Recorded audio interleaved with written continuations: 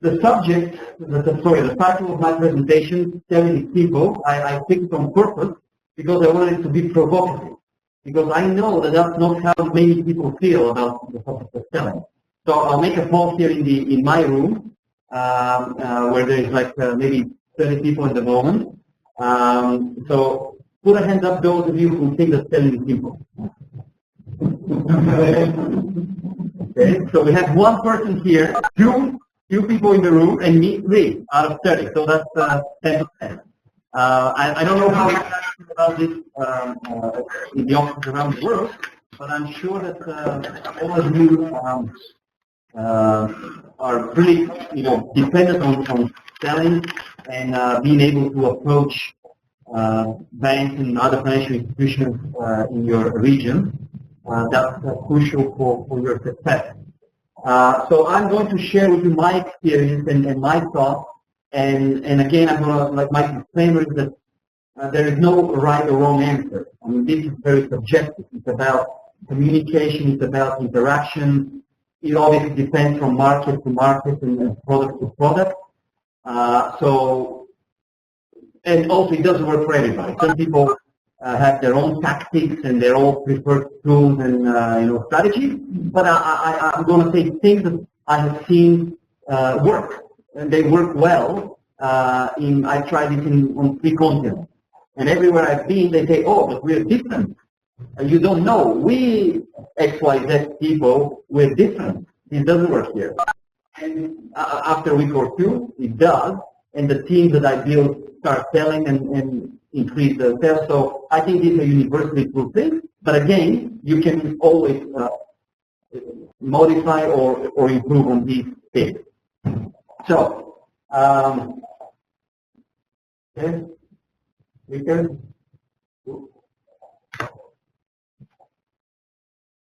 Okay, my keyboard is not being used by Roger Waters, so it's not working well. Aha, okay, now it's better. So, I'm going to start with some key principles and practices. And the idea that when I was thinking about the presentation, I want to kind of have like one message. And my message is that selling doesn't have to be stressful. It can be rewarding, obviously rewarding financially, but also enjoyable. You can actually start enjoying that and seeing it. Whatever you is your role, you can add that skill to your toolbox, and that will make you enjoy work even more. You don't have to be account manager or a marketer. You can be anything and still add this to your toolbox. So I'm going to start with the first impression. So let's start before we actually show the price to the client. When you start talking about the features. So I think this is very important, preparation. And this is the first impression you make on the client. And that always counts. There is, some surveys, or not actually surveys, but analysis of how long it takes for human beings to form their impressions about their fellow earthlings. And how long do you guys think that takes? Like, so let's say you see somebody for the first time. How long do you think it takes you to form already some impression? 1 minute. Yeah, it's in the seconds. Or the initial one is a fraction of a second. Fraction, it's less than a second. Then it takes a couple of seconds for you to have created some sort of impression about that person. And the sad part, or the beneficial, depends which side you are, is that impression can have a lasting impact on the other party's opinion of you. So that's unfair. But then, now you know why Mr. Meyer always has a beautiful necktie, not as good as mine, of course, but he's got good clothes on and good hairdo and all that, because these things matter. These things, the other person sees it and subliminally impact them. So get ready for that and know of course, know who you meet. Like obviously from country to country, culture to culture, these things vary. So we as providers globally must be aware of that. And I kind of advise you to go and research this. So let's say if we now we are now winning clients in, let's say, in Azerbaijan and some other countries in the region. Well, learn a little bit more about those cultures. How do they dress? What are the things they like? What are the things they do not approve of? Because these things may, give you that extra, little bit that gets you the deal. Okay, so obviously I said that dress appropriately. Then the second thing is take immediate control. And this is where most people don't understand that. They think to make a good impression, you have to be humble and quiet, and don't get in anybody's way. The opposite is true. When you go to a client, the client expects to see somebody confident. And if you're not, you're going to lose points. They're going to take you. So, immediately, as you walk in the door or whatever, over the phone, Skype, in person, take control of the communication. So, be energetic, smile, firm handshake, speak clearly. Why am I saying that? What do I mean here by saying speak clearly? Your name. Like, how many times do you meet with somebody and you introduce each other, you introduce yourself to them, and you don't know what their name is? Either because you didn't hear, but most often because they mumble it. And if that happens, and that happens all the time, ask them, say for example, what's your name? Ask them to repeat it, get it, and then use it. That's important because in your conversation with them, use their name. That works very well. And also, say your name clearly. In a loud voice, state your name. You're proud of your name. Don't just mumble. Okay. Very simple, eh? Why is Alex wasting the time of studying people? Well, not really. I mean, this is a common mistake and so easy to fix. The next one, statement of intent. That's another one that people miss. Tell people openly why you're there and what you expect to achieve. One thing that people around the world appreciate is honesty and when creating trust. They know that you are working for an organization, for-profit organization. They know that you either get a salary or a commission or you're pursuing a career or whatever the case. It's okay to tell them, hey guys, I've come here today to show you a revolutionary solution which is going to help you achieve your goal, and I'm going to present it to you, answer all your questions, and at the end of the day, I'm going to offer it to you, I'm going to ask you to add it to your toolbox. So tell them that you're there to sell something to them. And the last one here, we slide, sustain energy and enthusiasm throughout. So that's important because if you allow people to listen quietly to you, then they're going to slowly but surely get bored and tune out. How long is, here's another question, how long is the average attention span of adult human being? Sorry? Less than 1 minute? Okay, maybe that's a fool. That's probably if you're trying to take encounters, right? And they shouldn't get them everywhere. Then it's maybe 1 minute and then you're done. But what is about, like, if I'm going to talk to you for, I don't know, 40 minutes or something like this, how long do you think you're going to have full attention? 15 minutes is what they say the average is. So I now have a challenge. After 15 minutes, or now I have 10, whatever is left, you're going to start tuning out. So don't allow the client to do that because 15 minutes is not enough to present application processing system or scorecard or something like this. So some of the tricks, ask questions like I've been doing since I started. Right? I've asked 3 questions already. Because then people start thinking, oh my God, he's asking a question. I better, people wait because he may ask me again, or make people do something for you. I did that the first minute. I asked you to raise a hand. So maybe I should have rephrased the question. I made a mistake. I should have asked the question, who of you here is a little bit afraid about sales? Because I know that more of you would have. So by making you move your limbs I'm controlling you. So keeping you awake, something's happening. Okay. Next, warm up. So as you now are into the customer's office, or they're here, or don't go, and most people know that. Don't start directly talking about the algorithm that you use to calculate this cost or whatever. Do some warm-up, some normal human interaction. And that is very important because before they buy stuff from you, they need to buy you, meaning that they need to like you, they need to trust you, they need to be comfortable with you. And this is a difficult part because people don't have time. You go to a banker, they have 90 more meetings after you that day.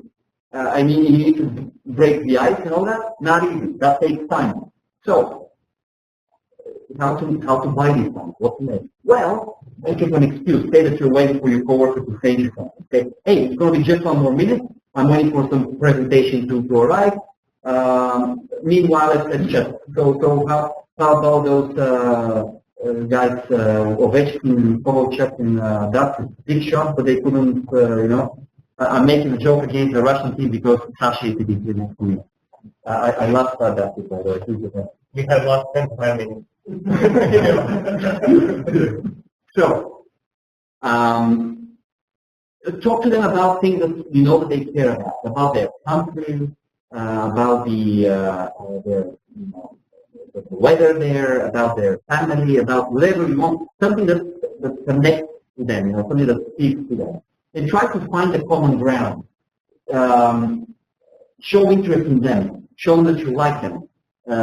Something about their business, about their football team, about their town, country.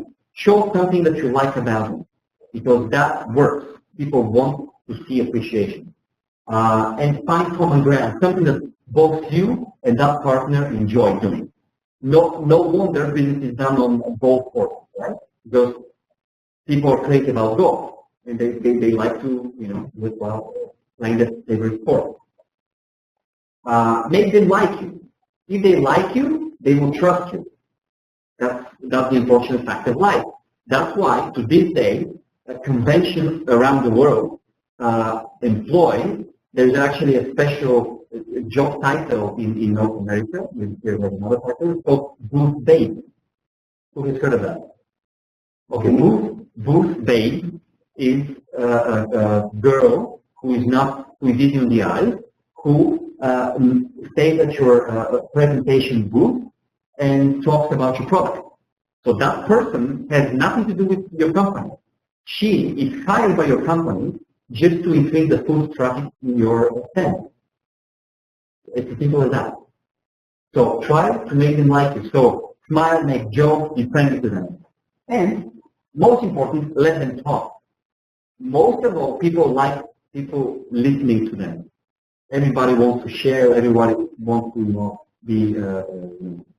look important. So listen to them. Listen to them carefully. What they say, and they're going to like you more. Don't interrupt them. And remember that the deal is often won or lost at this stage. So that having a successful warm-up increases your chances of getting the deal. And that's why people say, well, personal relationships are very important. You need to stay close to your client. You need to build that relationship. You need to keep reminding them. Why? Because you keep that warm-up going. Sending them a birthday wish or whatever it is, keep that warm-up going, and you improve your chances of future business. Next one, keep it simple. Our solutions are not simple. Okay? I mean, there's a handful of companies that can do that. Some of our solutions require advanced knowledge of statistics or mathematics, computer sciences, and programming things are not simple. And our solutions are the result of the combined efforts of 50 people over 5 years. So how can they think be simple?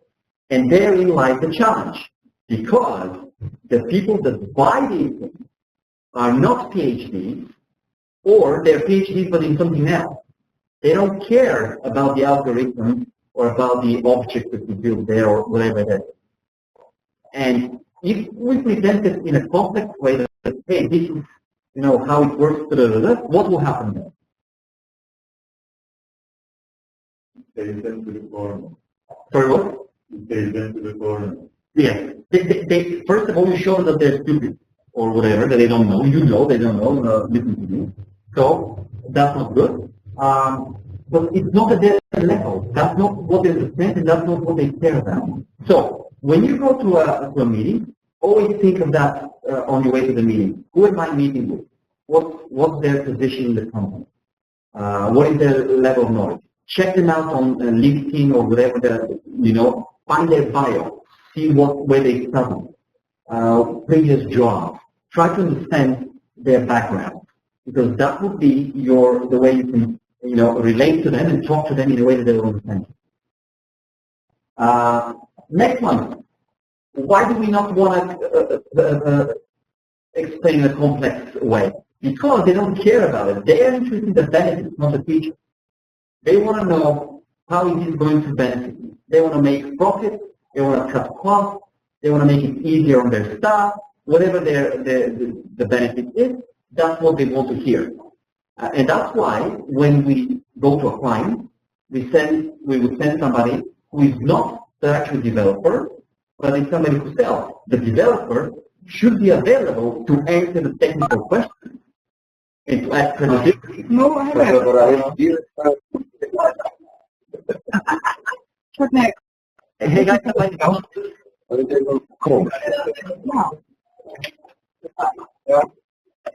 okay. So the more complex the solution and technique, the more they will need to think. That's the other problem. You want to get the deal. The salesperson wants to close the deal today, not tomorrow, today.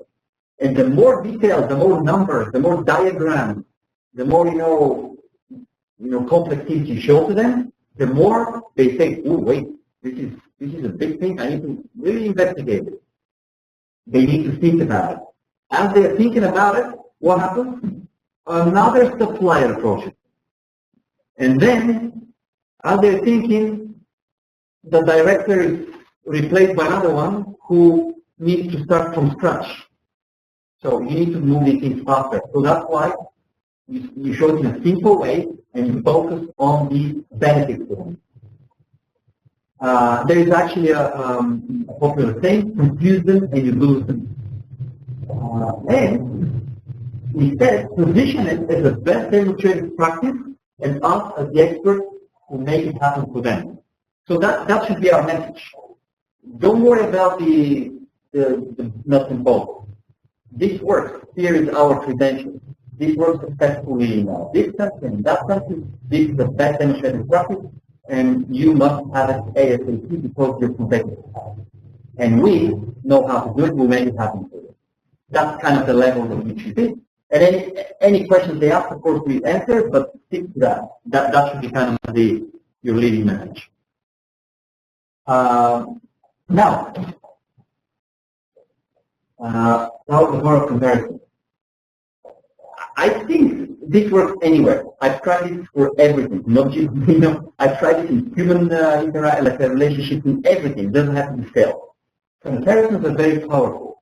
And they're misused for that reason, but we don't have to. What we have to do here is make a simple comparison when you talk to clients about their current environment and after, so before and after, using our solution. So similar to how when you open any magazine, you see a picture of one woman before and after. After it's 20 pounds less. The picture before is always black and white, and the picture after is always in color, and the lady is smiling. So we do pretty much the same, but of course in more scientific terms. We show them how their system is now. They know that. They know their problem. Not always, however, because they don't know what can happen after. And that's where the value of our consultants comes. To tell the customers to open their eyes to the beautiful possibilities if they were to acquire our solution. What is the benefit, guys? why do we want to do that? Any idea? Why is it so important? Make those comparisons. All the benefits. Exactly. You highlight the benefits one by one, and if you do it in a bullet form or just very structured, easy to see. Easy to see. Simple. It's a simple comparison. And also shows that you know their needs, challenges, and goals. And again, ahead of your meeting, research the company, know about them, talk to people you know there, get some intel, so that you know their pain points. What is it that they're actually needing? What is that? They're not going to always tell you because they're proud. They don't want to say, hey, that's it. We suck. We don't have any automation. We do everything on paper. It takes 10 people to input the application from today. They don't tell you those things. You need to know them and say, hey, we know that now you have to put all of your manpower to input the data from on paper to Excel to whatever the case. We actually have a solution that can make this and so on. So, and then you go into the benefits of our solution. So, how about existing customers? For many, for us, their Creditinfo solution, as well as for our group companies and friends around the world, we already have many existing clients. So when we go to them, always outline what's new. Hey, we keep building, we keep coming with new stuff. So here is what you have. This is the new version, or this is some new VAP that can be new value-added product that we can attach to your environment that will give this and this benefit. Of course, demonstrating the additional immediate benefits. Now, other providers versus Creditinfo. This has to be used very carefully because you don't want to sound like a cheesy salesperson who crushes the competition and say we're the best. Forget about everybody else.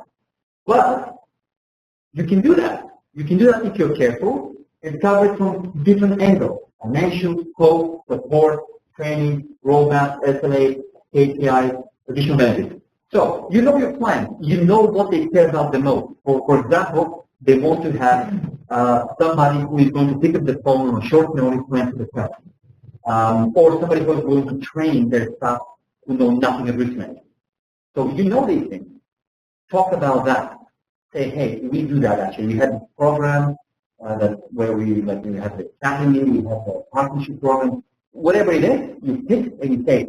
And we know, we've heard that other providers in your region do not offer that. We kind of pride ourselves of being the best in this. There's nothing wrong with showing that you're proud of what you have and that you're confident that it's the best. Like for the last, since I joined the company, every time somebody asks me, hey, what do you work with? What does your company do? It's difficult, isn't it? It's difficult to answer. The elevator pitch for our company is quite difficult. But there's one sentence which I always say. I say, well, we're the creator of the most advanced and revolutionary credit solution in the world. I always say that. And I say it with pride. So, whatever your solution is, think about that. Think about one sentence about your particular product or service that you can always say to everybody with pride. And again, make a compelling case, but do not oversell, because we deal with intelligent people. They can understand, they interpret fast, they can compare for themselves. They don't need to, you don't need 2-hour explanation of the smallest details. Give them a break. So, another reason why we want to make comparison is this: choice versus decision. Most often, a sale doesn't happen because the buyer is afraid. They're afraid they'll make a mistake. They feel that they're pushed in the corner to make a decision. We have to change that. And it's very easy. All you have to do is present it as a choice. Because people love making choices, but they're afraid of taking decisions.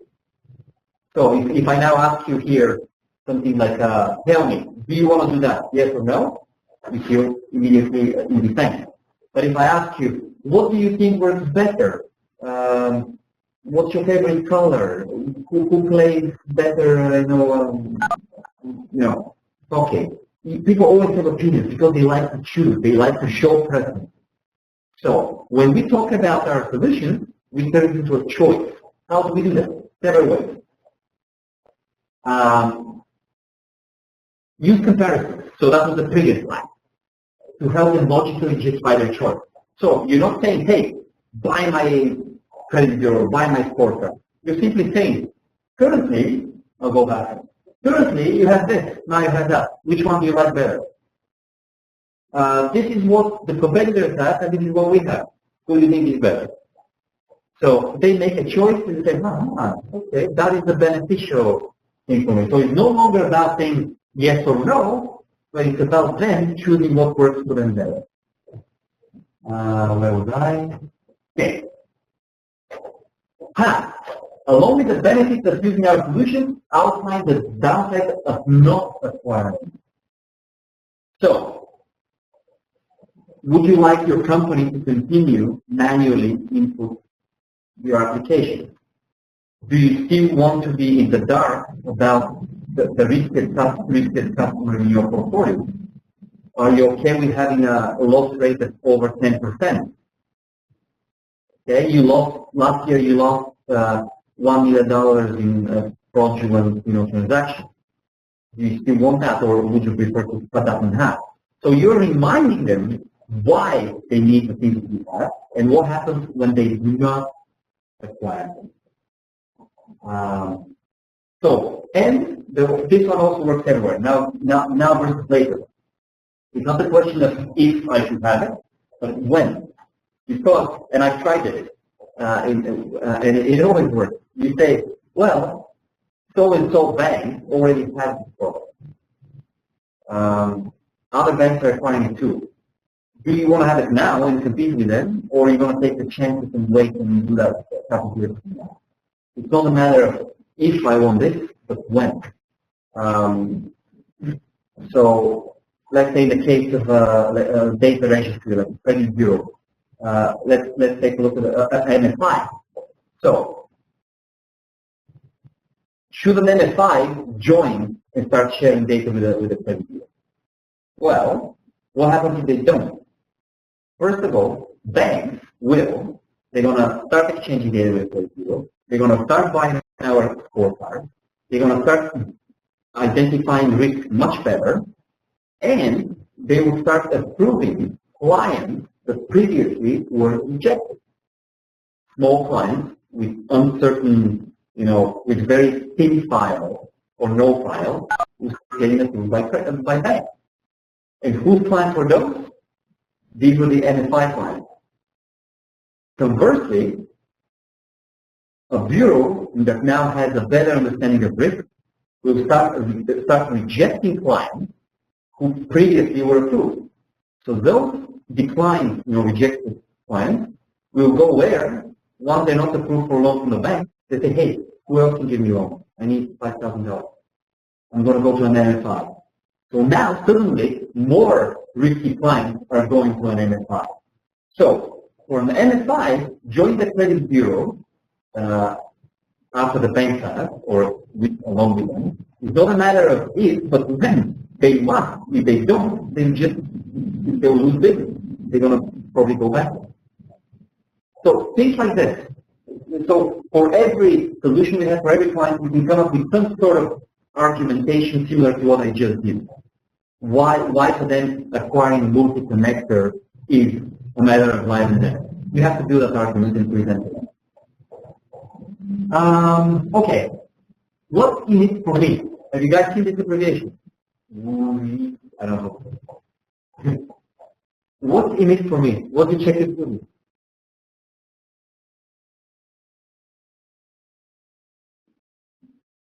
Let's go 1 year. Let's go. All right. In other words, we keep talking about solutions in businesses and bureaus and economies and I don't know what and code, But we forget sometimes that we're talking about people. So the person who is buying from you or listening to your presentation is an actual human being and is always looking for some sort of motivation. Why would they do that? Why would they approve it? So we're all human, of course with the exception of the superhumans that work here, but find the motivation of your client. And I'm going to give you an example of some typical ones. Hitting the budget. So, as you present to, let's say, a head of department or CEO, always make the connection between the solution you provide and how that is going to help them hit the bottom line. For example, okay, if you introduce automation, what happens then? What is some immediate benefit if you have automation of less application? Yeah, you need less people. But be careful with it. Don't say it like that, because then they say, oh, I'm going to be hated in the society. Okay, hey, now you're going to take those people and put them somewhere else where, you know, it's going to be better people, their skills, they can do something more sophisticated. So you cut your expenses. You reduce losses, right? And many other benefits. You can approve much more people. You're now no longer limited. Clients don't have to wait 3 months to be approved. Why not 3 minutes? Yeah. So that means that more clients will be coming to you because they'll be happy. They're not going to go to the other one. So always show these things and say, this is going to be much easier for you to show budget.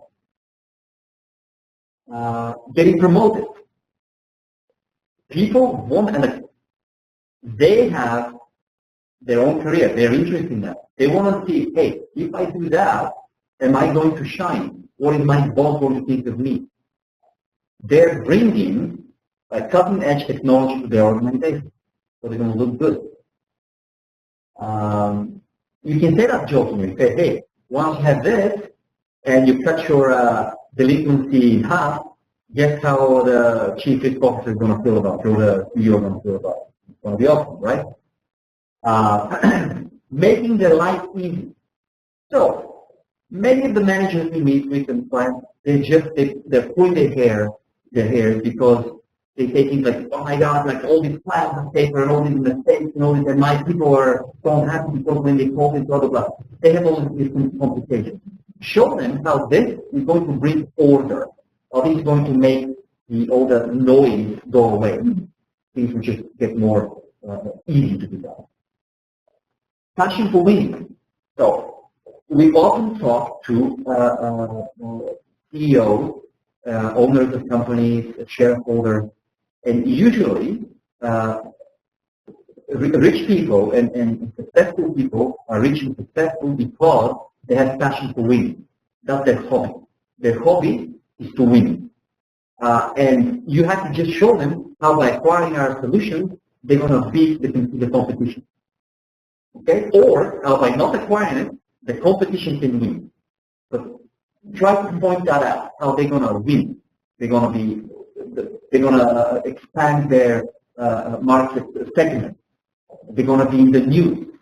They will be the first people in this country that brought, whatever product to it. There will be, the newspapers, things like this. They like that. And conversely, fear of losing. There's this player in Manchester United. He's been playing in Sudan for about 6 or 7 years already. Kane or something like this. So when he was interviewed, they said, okay, what gets you going? What do you think about before every game? And he said, I'm afraid of losing. I play at my max because I cannot lose. I'm afraid of that. So people are usually bad losers. They hate that feeling. So show them how not getting that is going to make them lose. They're going to lose a market share to whatever bank that already has that solution from a competitor. And we now can give it to them where they keep up with the market. And there's more. I came up with this off the top of my mind. And I know that in different cultures, The very little bit. There's some things that are more important than others. You identify them and you go. Yeah, so that's the thing. Like I'm kind of summarizing it.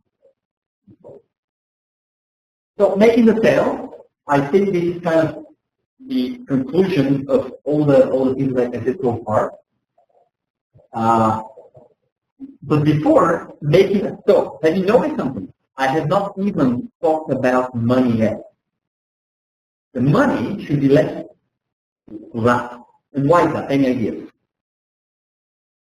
No, Yeah, just not to get negative impressions after taking out money. exactly. I mean, that's the bad part, right? That's the kind of move. I need to pay $1 million or I need to pay 10,000 euros.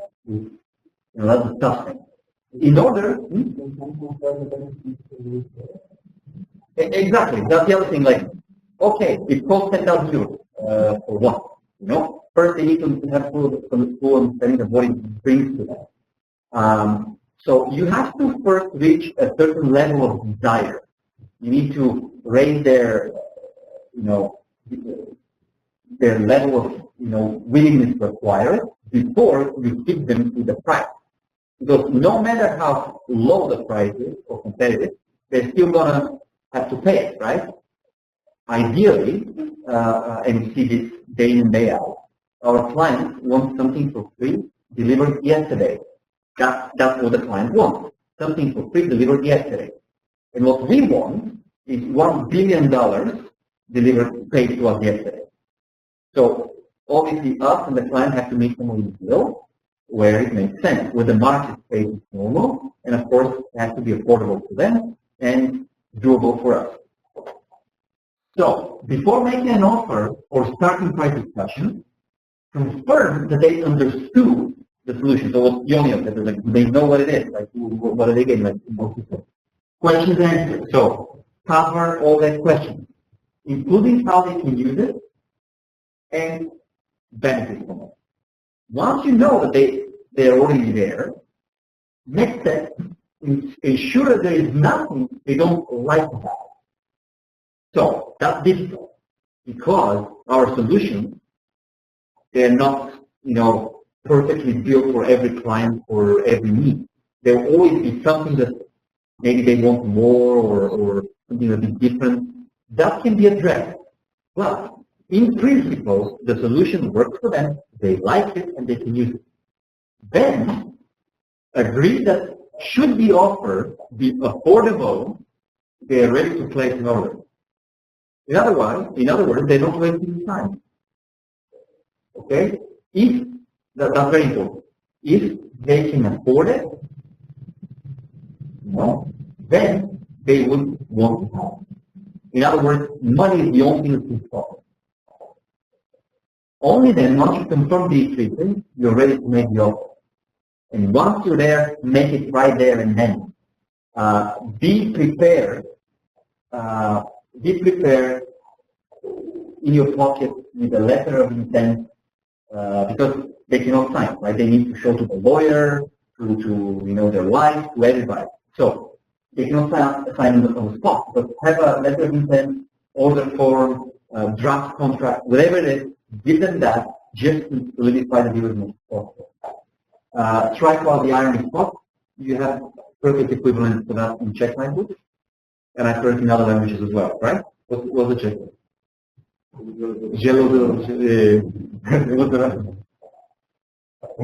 Perfect. There you go. That's amazing. Every language has it. So there's no time at the present.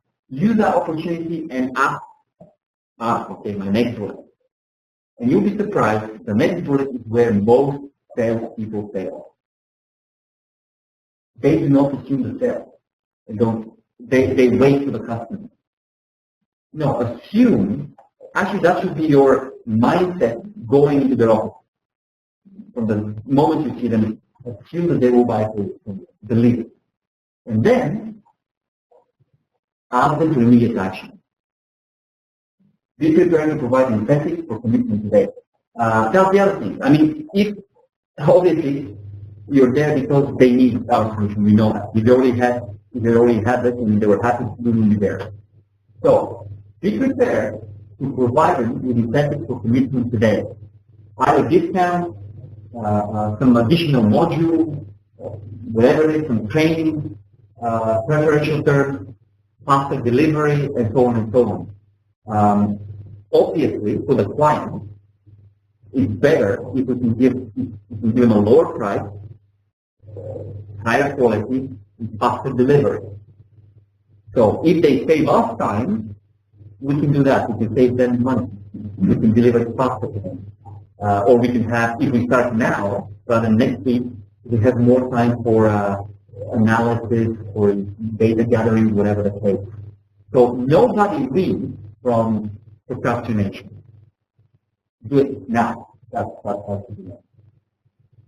So that was my last slide. I didn't time it yet. Oh, sorry. It's going to take about 40 minutes. Any questions?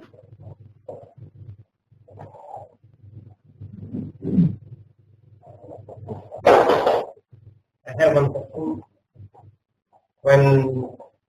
When you are making presentation, how do you tell clients to have like wide communication, like making presentation like interrupted? How do you stop them? Yeah, so that's a great question. Goes back to my first point, take immediate control. So Sasha's question, if you guys didn't hear online, was how to, ensure that they're listening to you, there's no interruptions, you can deliver your presentation. So this is not easy, obviously, because you don't want to be rude. You can, however, politely ask them to turn off phones, things like this, and to listen to you. Also, if you are, some people are who are more shy, they don't like to be interrupted and ask questions during the presentation. So you could say also, politely, that, hey guys, I know that we're going to cover a lot of ground and you have questions.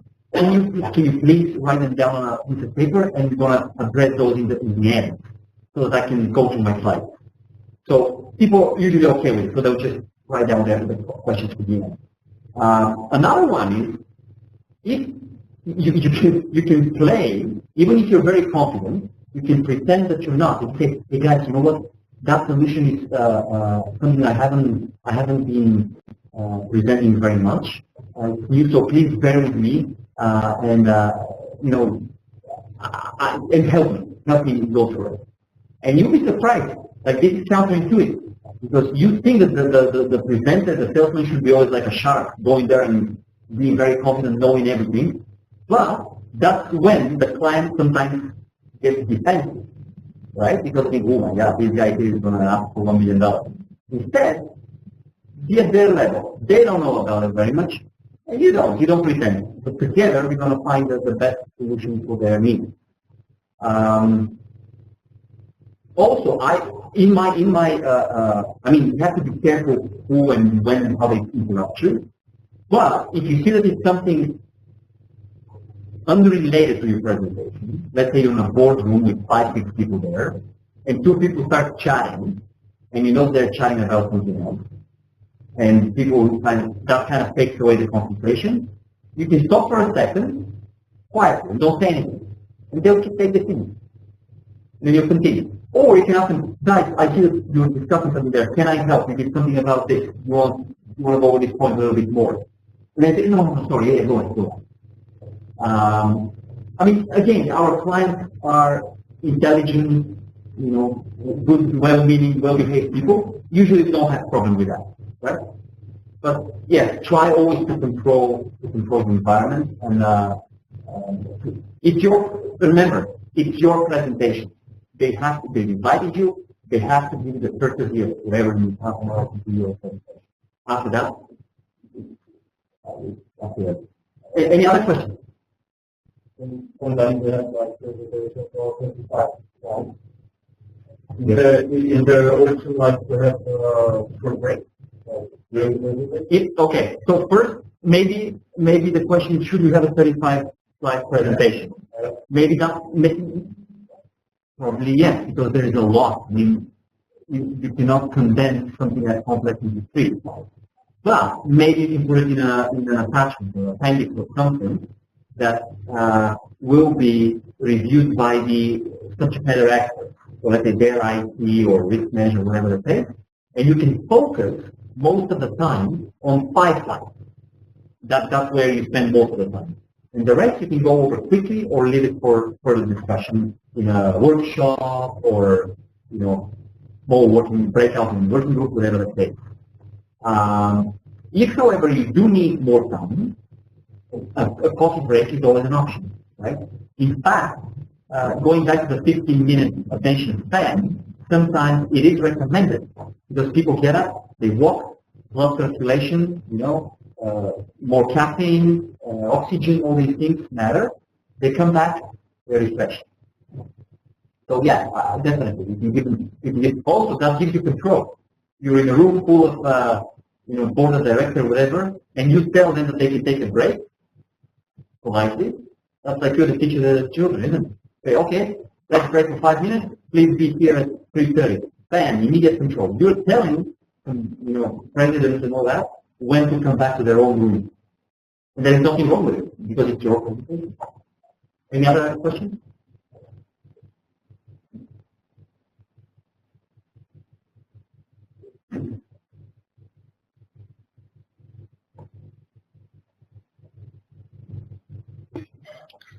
Guys, if you don't have microphones, you can always send the message via the chat to Alex. Emma, can you say that again, please? I'm just advising everyone that if they don't have a microphone, then they can actually send you a message via chat, and you'll be able to answer the question. You can read it out and answer it.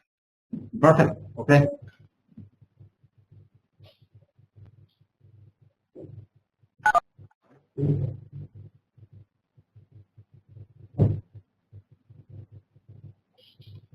What about Well, Okay, so there's a question here in the room. What if, like now? I mean, no, this is not the case. There's a couple of, let's say nobody asks questions because, Everything here, professional. yeah, that's usually a problem. If nobody asks questions, it's not a good time. That means that the level of desire is not high enough, and they're not followed.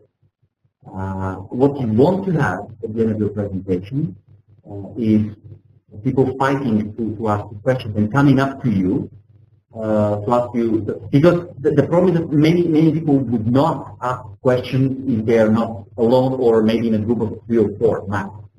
I was actually attended some breakfast briefing something yesterday, and there was only 6 of us in the audience. So that was obviously difficult for the presenter, but at the end of the presentation, we asked questions for like half an hour. And I was thinking, why is that? And then I thought, that's because those 6 people in the audience felt comfortable asking questions. So maybe sometimes the reason is the audience is too big and people kind of keep quiet. If you're in a position like this, of course, you can say, hey, I'm going to be here, come and ask me after the presentation, or you can help them with leading questions. Did you guys understand? Don't ask open-ended questions. Don't ask yes or no, but say, what did you like the most? What did you like the most about? I will hold some examples. Huh? Some examples. You are going to think about questions. Yes. Okay. So, for example, you can say, so no questions. Great. That means that everybody understood the subject matter. What did you like the most? And again, there is time to say, you lead them. Say, let me guess. It was the configuration of the scorecard web. Am I right? Yeah? Okay. So try to lead them to participate. Now, usually this is not the case. I mean, our clients are very kind of active, and they usually know a lot about the business. Sometimes they think that they know everything, and there's plenty of questions and requests. Usually, when we finish the presentation, there are no questions, there are requests. But I also want this because that bank told me that I need this kind of report. The other bank told me that business loans, this and that. So everybody has some already some ideas, and they start asking questions or making the call.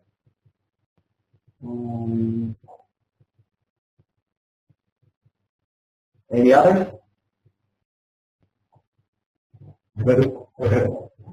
Okay, so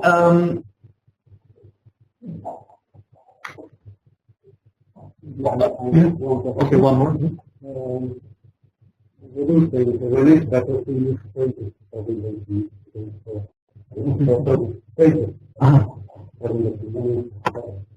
Yeah. Okay. Yeah. Okay.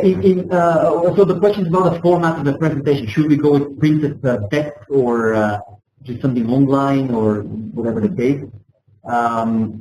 So I don't think there is a one answer. Depends on the client, depends on the solution, how much time you have.